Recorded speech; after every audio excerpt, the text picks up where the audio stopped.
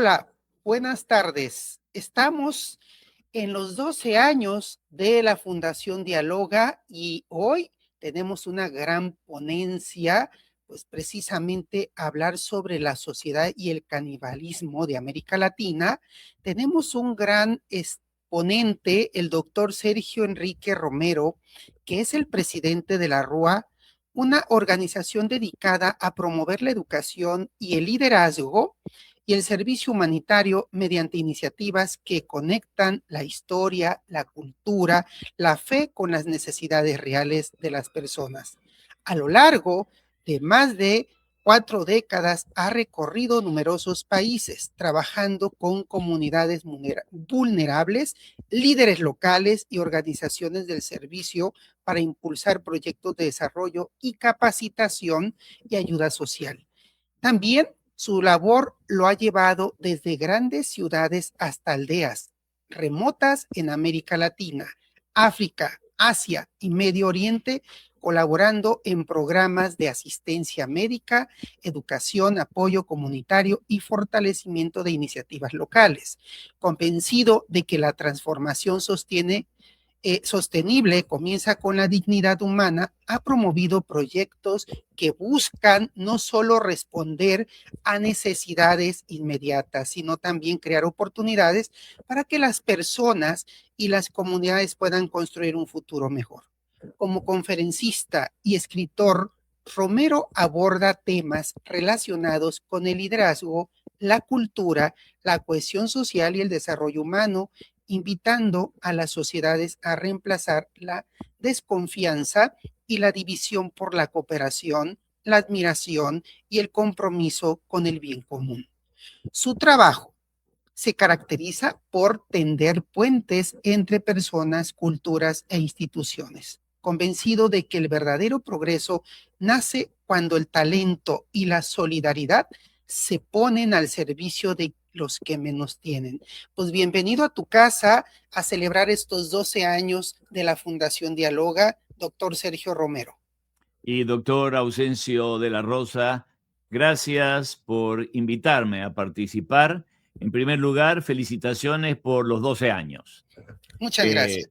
Si bien hay un tango que dice 20 años no es nada, 12 años es mucho tiempo para mantener un programa con la calidad, la solidez, la consistencia, que es lo que permite que se transforme en algo que ayuda, que promueve el bien común y las historias de transformación para la vida.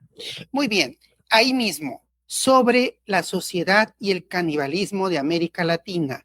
Bajo tu análisis, antes de irnos a las preguntas, si quisiéramos escucharte estas parábolas hermosas para que nos digas el por qué estos sucesos que están prevaleciendo en América Latina. Perfecto, gracias. ¿Sabes? Hay historias que sobreviven porque, aunque cambien los siglos, el ser humano permanece sorprendentemente igual. Las tecnologías cambian, los imperios nacen y desaparecen, cambian las fronteras, las banderas, los idiomas e incluso las religiones predominantes. Sin embargo, ciertas pasiones humanas parecen inmunes al paso del tiempo. La admiración, la ambición, el orgullo, la compasión y sobre todo el resentimiento siguen habitando el corazón humano con una persistencia que debería hacernos reflexionar. Quizá por eso algunas historias antiguas siguen explicándonos mejor que muchos tratados modernos de psicología. El geógrafo griego Pausanias relató una historia ocurrida en la isla de Tasos, varios siglos antes de Cristo. Allí vivía Teágenes, uno de los atletas más extraordinarios de la antigua Grecia. Fue campeón olímpico, vencedor de múltiples competencias y motivo de orgullo para su ciudad. Tras su muerte, los habitantes de esta ciudad erigieron una estatua en su honor. Aquella escultura no era solo un homenaje a un hombre, representaba el reconocimiento público a una vida considerada excepcional. Sin embargo, entre quienes pasaban diariamente frente al monumento, había un individuo incapaz de soportar su presencia. Cada vez que veía aquella estatua, recordaba, consciente o inconscientemente, todo aquello que él nunca había llegado a hacer. Pausanias cuenta que una noche, mientras todos dormían, aquel hombre llevó una cuerda y comenzó a tirar del monumento. No fue un impulso momentáneo, fue un acto deliberado. Imaginó que si lograba derribar la estatua, también derribaría el prestigio que representaba. Tiró una vez, luego otra y otra más, hasta que finalmente el pesado bloque de piedra cedió. A la mañana siguiente, los habitantes encontraron la estatua en el suelo. No tuvieron que investigar demasiado para descubrir quién había sido el responsable. El hombre apareció muerto, aplastado, bajo el mismo monumento al que había dedicado tantas horas a destruir. Y en este caso, el resentimiento, el odio, la envidia, terminaron destruyendo no al objeto de ese odio y resentimiento, sino a aquel mismo que tenía resentimiento, odios, envidias y celos ante las victorias ajenas. ¿Sabes? Hay una fábula que me fascina. El escritor español Juan Eugenio Hartzenbuch escribió en el siglo XIX una breve fábula que a mi juicio describe con una precisión extraordinaria uno de los mecanismos más antiguos del corazón humano. Cuenta la fábula que una luciérnaga era perseguida noche tras noche por un sapo. La luciérnaga no competía con él, no le quitaba alimento, no invadía su espacio ni representaba amenaza alguna. Después de varios días huyendo, decidió detenerte y hacerle 3 preguntas. ¿Te hago daño? El sapo respondió que no. Me alimento de lo que te pertenece. Otra vez respondió negativamente el sapo. Entonces, ¿por qué quieres atraparme? La respuesta fue tan breve como brutal, porque no soporto verte brillar. Lo interesante, doctor, de esta fábula no es el comportamiento del sapo. Los seres humanos conocemos bien la envidia. Lo verdaderamente interesante es nuestra reacción como oyentes. Cada vez que escuchamos esa historia, imaginamos de inmediato el rostro del sapo. Pensamos en un compañero de trabajo, en un familiar, en un vecino, en un político de moda, en un periodista o en un rival deportivo. Siempre encontramos un candidato. Lo que casi nunca hacemos es formularnos la única pregunta que realmente importa. ¿Y si el sapo fuera yo? Y es ahí tal vez donde podemos comenzar, doctor, este diálogo, porque es una pregunta incómoda. Claro, claro. Bajo ese análisis, entonces, ¿qué nos está faltando como seres humanos para entender que el crecimiento de una persona no disminuye el nuestro, sino que puede abrir caminos para todos en la comunidad? ¿Qué nos está pasando? Gracias por la pregunta. Sabes, creo que nos falta comprender una verdad muy sencilla. El talento no es un recurso finito. Vivimos como si las oportunidades fueran un pastel del que cada porción que recibe otro redujera inevitablemente la nuestra. Esa lógica puede tener sentido cuando hablamos de bienes escasos, pero resulta completamente equivocada cuando hablamos del conocimiento, de la creatividad o del ejemplo. Cuando un científico descubre una vacuna, no empobrece a los demás científicos, amplía el campo de lo posible para todos. Cuando un empresario crea una empresa ética y exitosa, no demuestra que los demás hayan fracasado. demuestra que ese camino también puede recorrerse. ¿No estaremos entonces viviendo una forma silenciosa del canibalismo social cuando la envidia, la indiferencia y la corrupción o el egoísmo terminan consumiendo el talento, la confianza y la esperanza de quienes desean transformar nuestra realidad? Doctor Sergio. Sabes, creo que esa es precisamente la tesis de fondo en este tema.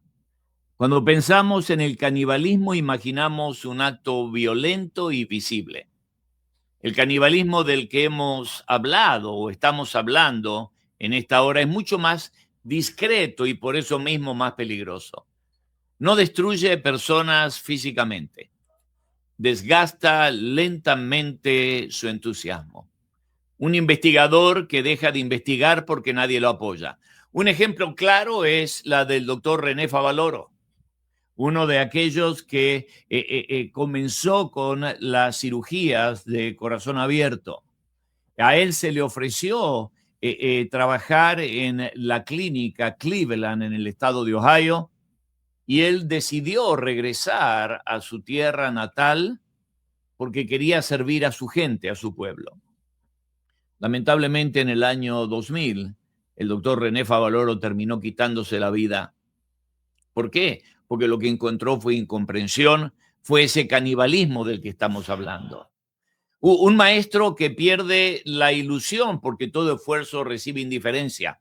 Un joven emprendedor que decide irse porque entiende que en otro lugar encontrará más oportunidades para crecer. Ninguno de esos casos aparece como una tragedia nacional. Sin embargo, cuando se repiten durante décadas, terminan debilitando a toda una sociedad. La corrupción forma parte de ese problema porque destruye la confianza. El egoísmo también porque rompe la cooperación. La indiferencia quizás sea todavía más grave porque convierte el sufrimiento ajeno en algo normal. Pero el denominador común es el mismo. Comenzamos a preguntarnos únicamente qué lugar ocupamos nosotros. Ese es el momento en que una comunidad empieza a consumirse desde dentro. Ok. Doctor Sergio Romero, hoy día el problema no es la falta de talento, sino nuestra dificultad para convivir con él. ¿Cuál cree que es la raíz más profunda de este fenómeno entonces en América Latina? Sabes, creo que sería un error atribuirlo a una sola causa. Ok. No creo que los latinoamericanos seamos genéticamente más envidiosos ni moralmente peores que otros pueblos. Ok. Lo que sí creo es que nuestra historia ha creado condiciones que favorecen esa reacción. Venimos de sociedades profundamente desiguales. Durante mucho tiempo las oportunidades fueron escasas y el ascenso social parecía un juego de sumas ceros. Si uno avanzaba, otro necesariamente perdía. Esa lógica deja una huella cultural tristemente muy profunda. René Girard añade otra pieza importante al explicar que la rivalidad nace con mayor fuerza entre quienes se parecen. No solemos envidiar a quien vive en otro continente. Nos cuesta más aceptar el éxito de quien estudió con nosotros, creció en nuestro barrio o habla nuestro mismo idioma. La buena noticia es que las culturas no son un destino, son aprendizajes colectivos y todo lo que se aprende también puede desaprenderse. Ok. Doctor Sergio Romero, ¿cómo distinguiríamos entonces entre una crítica legítima y ese canibalismo social del que se habla? Porque una democracia también necesita ser cuestionada a quienes tienen éxito o poder. Muchas gracias, excelente pregunta. Esa es probablemente la pregunta más importante de esta hora. Yo no vine a defender el éxito por el mero hecho de serlo. Una democracia sana necesita periodistas críticos, ciudadanos críticos y universidades críticas. La diferencia está en el propósito. La crítica busca acercarse a la verdad, aunque esa verdad favorezca o perjudique a quien está siendo evaluado. El canibalismo social tiene otro objetivo: reducir al otro, destruir al otro, aplastar al otro, acabar con el otro.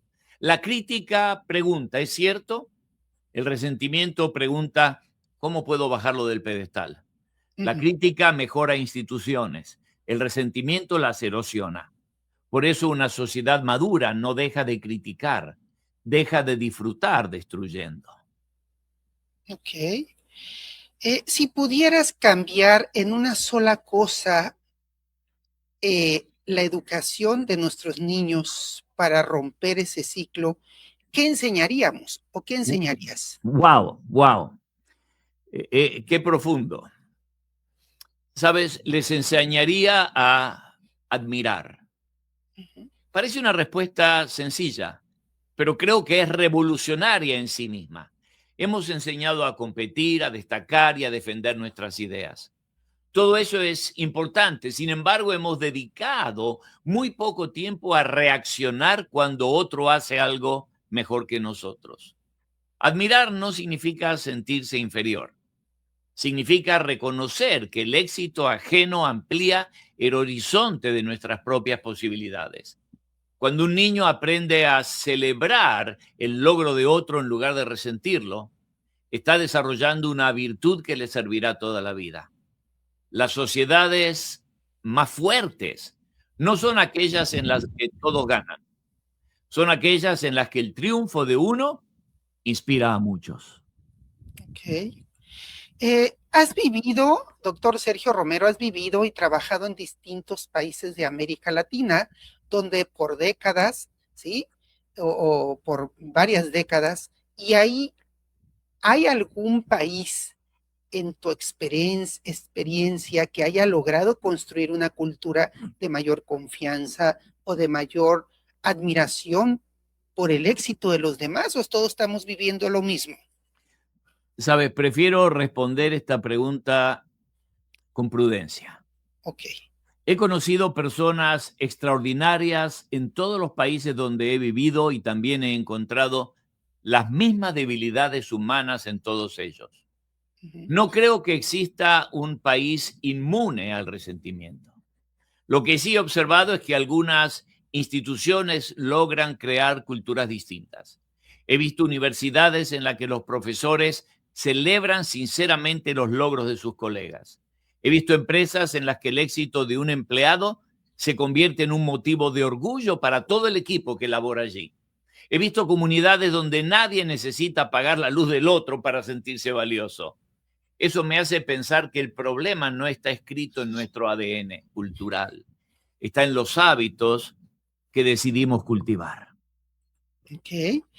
Esta fará, la fábula de la cual hablas sobre el sapo y la luciérnaga, que nos dice, bueno, ya nos diste una introducción, y cómo se puede desde esa historia hacerse estos cuestionamientos muy incómodos, y si el sapo soy yo, lo acabas de mencionar, si alguien descubre que efectivamente muchas veces hemos reaccionado así, ¿cómo entonces empezar a cambiar? Creo que el cambio comienza con una decisión muy concreta. Ujú. La próxima vez que alguien cercano alcance un éxito legítimo, Ujú. en lugar de buscar de inmediato una explicación que lo reduzca, hagamos una pregunta distinta, diferente, desde otra perspectiva. ¿Qué puedo aprender de esta persona? Esa sola pregunta cambia por completo la conversación interior. La admiración no nace de forma espontánea, requiere práctica, igual que la gratitud, igual que la generosidad. Con el tiempo descubrimos algo extraordinario. Celebrar el éxito de los demás no nos hace más pequeños, nos hace más libres. Dejamos de vivir comparándonos constantemente y entonces, solamente entonces, empezamos a crecer y a cambiar. Ok. Después de recorrer América Latina durante más de 40 años, ¿qué te da de esperanza? ¿Por qué tu presentación y si el sapo soy yo, que describe un problema serio, pero aún así sigues creyendo en esta región? ¿Por qué, Sergio? Ausencio, he visto demasiada grandeza como para volverme cínico. Ok. He visto médicos atendiendo gratuitamente donde nadie quería ir. He visto a maestros cambiar el destino de pueblos enteros. He visto científicos trabajando con recursos mínimos y produciendo investigación de primer nivel. He visto empresarios creando empleo con una ética admirable. He visto familias compartir lo poco que tenían con personas que estaban peor que ellas. América Latina no sufre por falta de talento ni de humanidad. Lo que necesita es aprender a convertir esas virtudes individuales en una cultura compartida. Mi esperanza nace precisamente de esa convicción. Si fuimos capaces de producir personas extraordinarias en medio de tantas dificultades, imaginen lo que podríamos construir el día en que aprendiéramos a celebrar su luz en lugar de temerla. Claro. Entonces, ¿será que el verdadero canibalismo del siglo XXI ya no consiste en devorar cuerpos, sino en destruir los sueños, el talento y las oportunidades de quienes intentan salir adelante? Porque luego pasa y dice, es que bájale, no vas a poder, y está esa persona a un lado de ti diciéndote esas barbaries donde no vas a hacerlo, está la parte negativa. Entonces, ¿qué podemos hacer? Porque no estamos hablando de devorar cuerpos, sino de devorar ilusiones, doctor Sergio. ¿Sabes? No diría que sea el único canibalismo del siglo XXI, Okay. porque el mundo sigue conociendo formas terribles de violencia física. Uh-huh. Pero sí creo que existe una forma de destrucción mucho más silenciosa y mucho menos visible. Hay personas que nunca sufrirán una agresión física y sin embargo pasarán la vida entera viendo cómo sus proyectos son desalentados. Tú lo dijiste, el que está a tu lado no es el que vive lejos, no es el desconocido, es el que está a tu lado. Lamentablemente van haciendo que la reputación sea erosionada o sus capacidades sean sistemáticamente minimizadas. Es una violencia que no deja heridas visibles, pero deja cicatrices profundas que las personas y las instituciones van a tener que pasar y llevar por mucho tiempo. Por eso elegí la palabra canibalismo, porque describe una sociedad que termina alimentándose de aquello que más necesita. En lugar de cuidar el talento, lo desgasta. En lugar de proteger la confianza, la sospecha la reemplaza. En lugar de celebrar a quienes abren caminos, encontramos razones para disminuirlos. Ninguna sociedad puede sostener ese comportamiento indefinidamente sin pagar un precio muy, muy alto. Al final no pierde solamente la persona atacada, perdemos todos. Okay. Entonces, ¿por qué una sociedad con muchas veces cuesta más celebrar ese éxito ajeno que criticarlo? Nos hemos convertido en una sociedad donde el síndrome del cangrejo pesa más que la solidaridad, doctor Sergio.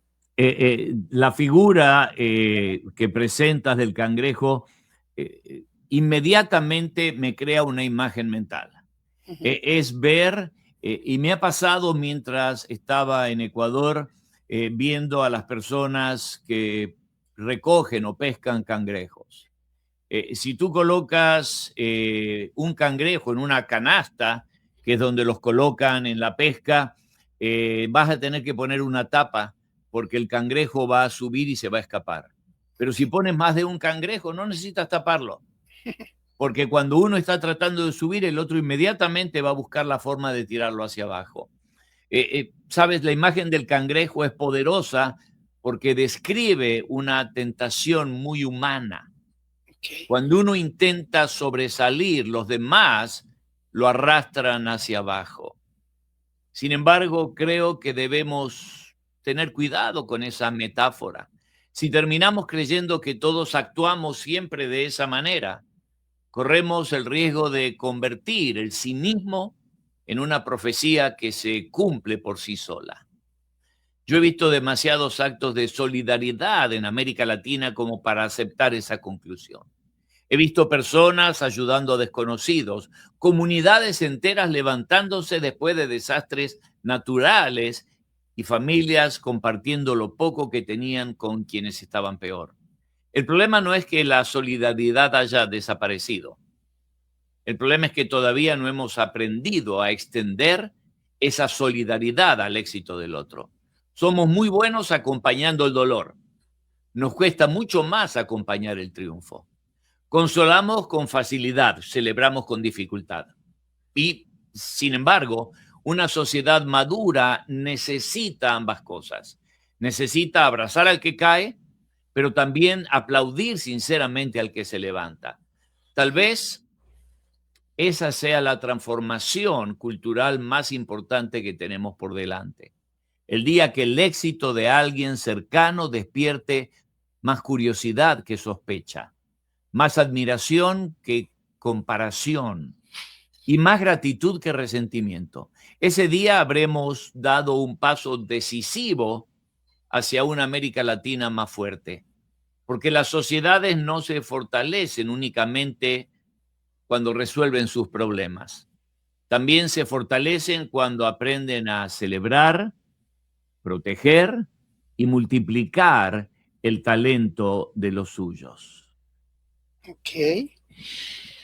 México y América Latina tienen talento, creatividad, esfuerzo y una enorme capacidad de transformación, pero para alcanzar un mejor futuro necesitamos dejar atrás el canibalismo social que consume nuestras propias oportunidades, la crítica sin respuesta, la envidia sin razón, la división sin sentido y la indiferencia ante los sueños de otros. Por último, Sergio, eh, ¿seguiremos entonces siendo una sociedad que destruye al que intenta sobresalir como el sapo que apaga la luz de la luciérnaga? ¿O tendremos la valentía de convertirnos en una generación que aprenda a celebrar, impulsar y multiplicar el talento de los demás? Ausencio, cuánta profundidad en lo que acabas de mencionar. Sabes, las sociedades, México, Argentina, Latinoamérica en general, las sociedades no se empobrecen porque les falte talento. Se empobrecen cuando convierten ese talento en alimento. Cada vez que aprendemos a admirar en lugar de destruir, no solo gana una persona, gana toda la comunidad. Y quizás sea esa la decisión más importante que América Latina tiene por delante.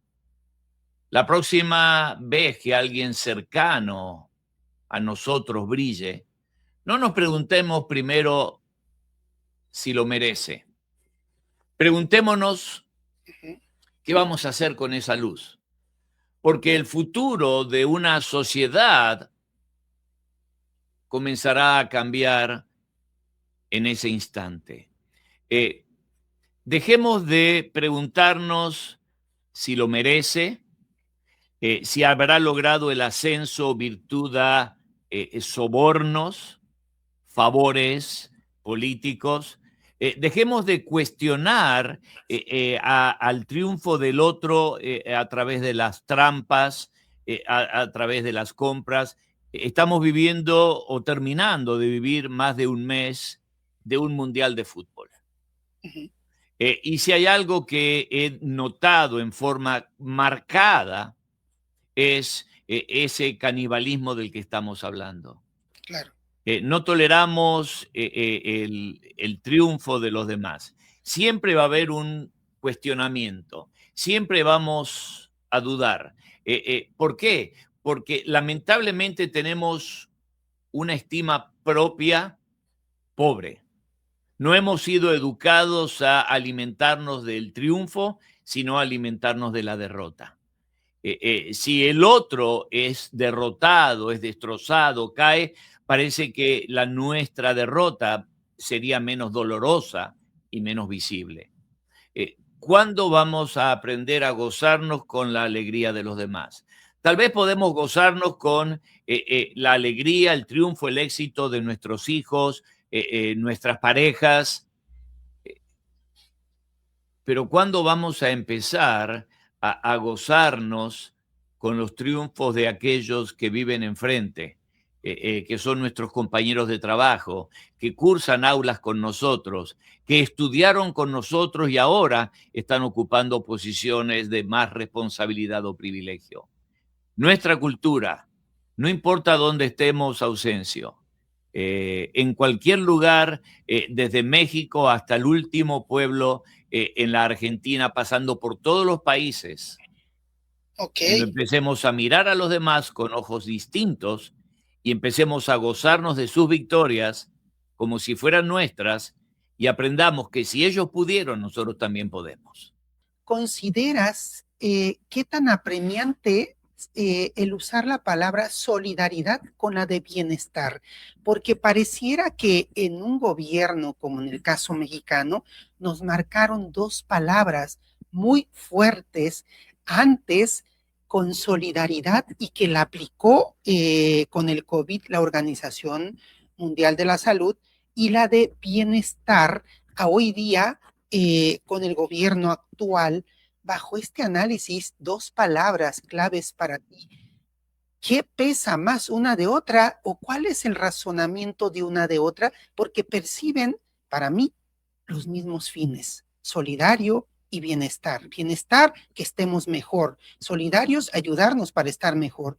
Bajo tu argumento, entonces, esta contextualización de estas dos hermosas palabras, ¿qué nos dices al respecto? ¿Sabes? Eh, eh, Cuando hablas de lo que estás hablando, no sé por qué me vino inmediatamente la historia de Mario Molina a la mente. Ok, Después de que él recibiera el Premio Nobel de Química, ¿sabes? Podría haberse instalado definitivamente en cualquiera de los grandes centros científicos del mundo.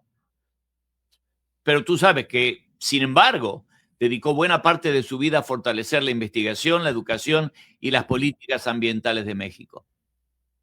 Comprendía que el verdadero éxito nunca termina en la biografía de quien lo alcanza. El éxito auténtico amplía las posibilidades de toda una generación. Empezamos a acompañarnos solidariamente. Entonces, la pregunta no es si América Latina produce hombres y mujeres de esa talla. La historia demuestra que sí. La pregunta verdaderamente importante es otra. Hemos construido sociedades capaces de recibirlos sin convertirlos de inmediato en objetos de sospecha. Y creo que necesitamos hablar de esa solidaridad.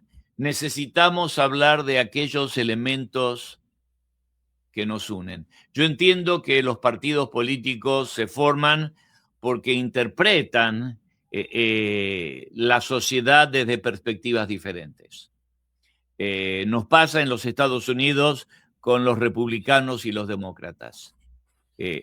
Pero después de todo eso, después de quitarnos la corbata de color azul o roja, después de quitarnos el pin que se está identifica a nuestro escuchando partido. un poco raro, Sergio, se está perdiendo. A ver si cortaras tu... Ok, a ver, A ver, hola. ¿me escuchas ahora?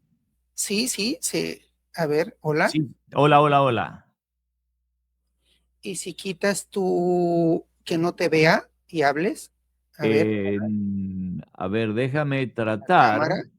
Si no, vamos a ir cerrando. De todos modos, ya estamos en la última pregunta. A ver, trata de hablar. Sí, estoy Ya, ya, ya. aquí. Ahora sí, ya, ya, Ahora ya. se escucha bien. Ya te escuchas bien.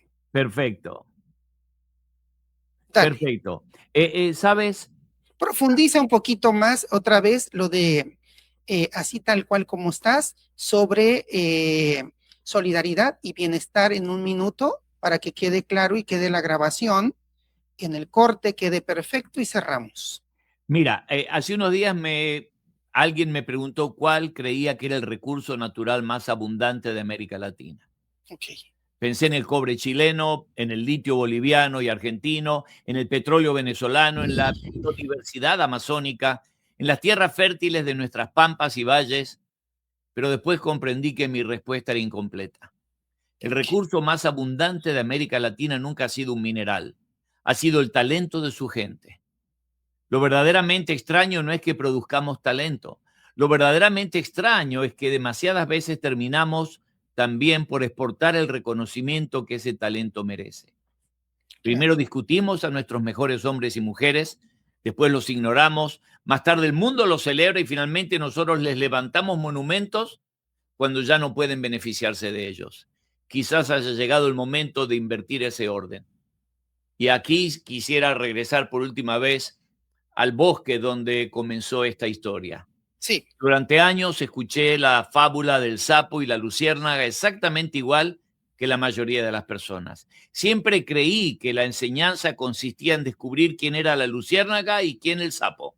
Pensaba en un político, en un periodista, en un colega, en un vecino o en un rival deportivo. Siempre encontraba un candidato. Con el tiempo comprendí que esa lectura era demasiado cómoda. La fábula nunca pretendió enseñarnos a identificar al sapo. Pretendía enseñarlos a descubrirlo dentro de nosotros. Porque todos hemos sido luciérnaga alguna vez. Todos hemos necesitado que alguien creyera en nuestro trabajo, celebrara un esfuerzo, reconociera un logro. Pero también todos, si somos completamente sinceros, hemos sentido alguna vez esa pequeña punzada que produce el brillo ajeno. La diferencia entre una persona madura y una inmadura, entre una sociedad fuerte y una frágil, no consiste en experimentar o no esa emoción. Consiste en decidir qué hacemos con ella. Las emociones aparecen, el carácter decide. Así que, Ausencio, creo que sí, podemos convertir ese canibalismo en una forma diferente, en una victoria para los demás. Doctor Sergio, en conclusión, con 3 minutos para ir cerrando. Muchísimas gracias, Ausencio. Y vuelvo a la parábola o a la fábula del sapo y la luciérnaga. Claro. Todos hemos sido luciérnaga en algún momento y necesitamos que alguien se alegre con nuestro brillo. Pero tristemente, también hemos sido el sapo. Claro. Y creo que cuando reconozcamos eso y comencemos a disfrutar del brillo ajeno y comencemos a celebrar los triunfos de nuestros amigos, vecinos, colegas, de la misma forma que celebramos los nuestros, creo que encontraremos una sociedad más madura, una sociedad que va a poder crecer, evaluando honestamente, pero gozándonos con el que crece, porque cuando alguien crece, crecemos todos. Ok, pues doctor Sergio Romero, muchas gracias por esta conferencia. Sé que estás desde Estados Unidos transmitiendo con nosotros esta gran parábola, esta gran fábula a la cual hiciste referencia de lo que estamos viviendo hoy en día. Agradecemos tenerte en estos 12 años, pero ya habías estado el año pasado, entonces nos enorgullece más que sigas creyendo también en la Fundación Dialoga y que todos, la verdad, seamos luciérnagas, pero también sepamos unir, como dice el doctor Sergio, para vivir en un mundo mejor. No nos queda de otra más que decir gracias a ti primero, doctor Sergio, por esta gran charla que la sociedad, la verdad, cuando la escuche va a decir, de verdad que hablar con esta profundidad es porque hemos avanzado mucho y hemos sufrido mucho, pero sobre todo hemos transformado mucho. Gracias. Muchas gracias a ti y a todos quienes nos acompañan.